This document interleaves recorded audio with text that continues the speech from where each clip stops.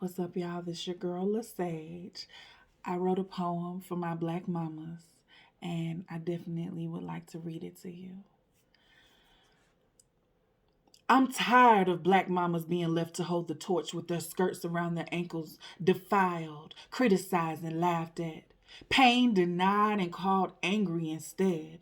The pain of ancestral trauma pulsating throughout our veins, still feeling the cries of our grandmothers and mothers being raped, still feeling the children of our greats being ripped from their arms, never to be seen again, still feeling the pain of our ancestors' identities being stripped away, still feeling the pain of childbirth from being violated by so-called humans who claimed ownership over us, facing denial until this day, still feeling the pain of being experimented on because it was said we didn't experience pain. When you get that womb work done, thank my ancestors for modern day gynecology. Still no apology. Still feeling the cries of our grandmothers paving the cement in protest of basic human rights. As we moved into a newer period, the pain of single mothers having to raise us without support, to the breastfeeding mamas who had to go back to work long before their recovery time was up, to the mamas doing it all in a two-parent household because they are undervalued, as if their work isn't their children. But they still make it look easy, and some even wear a smile on their face. To the mamas getting passed over on promotions to give their children a better life because they aren't light enough. Or thanks to colonialism, the light enough not being accepted in their own community because they are too light for color folk and too dark for pale folk, as if any of us had a choice in our color. To the mama who defied the odds and started her own business only to be judged and rejected by the very people who needed her help. To the mama who can't cry because people think it's a weakness to cry, and their cry for help seems to make people uncomfortable. To the mama who can't seem to gather the strength to say enough is enough after 50 black eyes because she is afraid of her children being another statistic. So she sacrifices herself, not realizing she is sacrificing her children as well. To the mamas whose sons were stolen away by modern day slavery into a system designed to keep up what was started 400 years prior. To the mamas losing their sons and daughters to suicide, wondering what they did to deserve the pain. To the mothers dealing with the pain of a still baby at birth, grieving in silence because no one truly understands what they have gone through. To the mothers who miscarried and blamed themselves, to the mother who was raped but hasn't figured out how to face the shadow of what it did to her so her children get the brunt of her pain. To the mothers suffering in silence after being violated, that's to not take the blame. To the mother stolen away by the church as her children wither away in a world that means them no good.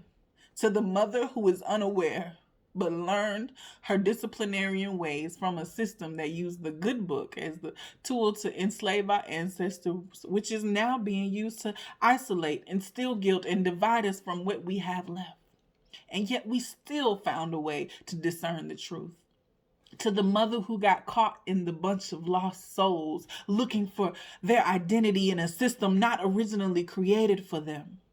To the mama who had to change her hair texture just to keep her job, to keep food on the table. To the mama who is attending school, working, and still trying to find the time to adequately give to their seeds, either because she was taught to do it without complaint or asking for help. Or she literally has no help. This is for the mama who struggled with addictions trying to drown out the loudness of her pain. This is for the mama unable to see her child because she was never seen in this world. Yet she was the one that held everybody up.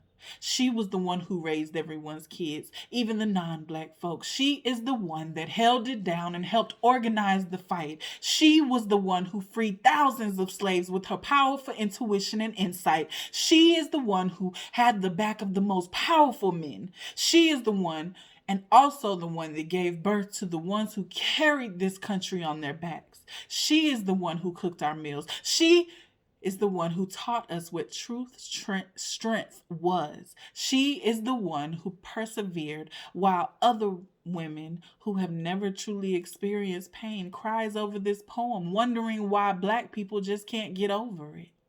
She is the one who invented and put her twist on many of the things we hold important until this day. She is the one who holds the deepest secrets of this country's blood-painted past and develops cancer because of it. This is to all the Black mamas out there who are striving to shed the trauma of our pain ridden past and stand in our true power. This is for the mama finally wanting to breathe and let it all out. This is for the mama that wants to eat from the tree she grew and not just give it all away. This is for the mama that wants to be vulnerable, that wants to express her pain in a healthy way. This is for you, mama. These words are to let you know that I see you. I hear you. I feel you. I understand you. And most of all, I love you because I am you.